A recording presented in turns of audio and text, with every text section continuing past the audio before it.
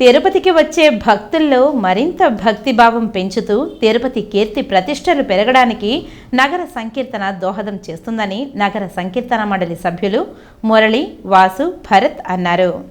తిరుపతి నగరంలో భక్తిభావం మరింత పెరగాలని, ఆధ్యాత్మిక వాతావరణంలో ప్రజలు నివసించాలన్న సంకల్పంతో స్థానిక రాయలసీమ రంగస్థలి చైర్మన్ గుండాల గోపీనాథ్ రెడ్డి నగర సంకీర్తన మండలి ఏర్పాటు చేసి ప్రతిసారి తిరుమల బ్రహ్మోత్సవాలలో భాగంగా మొదటి శనివారం భజన మండలి కళాకారుల చేత సంకీర్తన గోష్ఠి నిర్వహిస్తున్నారు.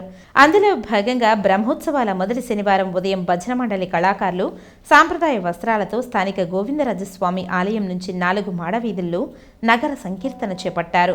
నగర సంకీర్తన అనంతరం భక్తులకు అన్న ప్రసాదాలు వితరణ చేయడం జరిగింది. ఈ కార్యక్రమంలో కళాకారులు తదితరులు పాల్గొన్నారు. అందరికీ తిరువల శనివారాలు శుభాకాంక్షలండి.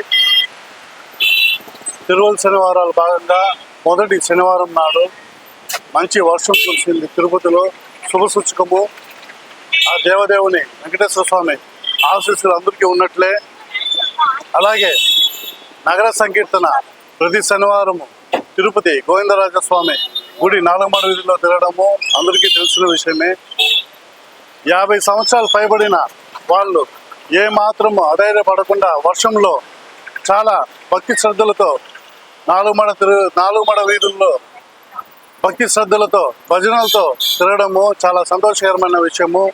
ఇది ఇలాగే కొనసాగించాలని మనస్ఫూర్తిగా కోరుకుంటూ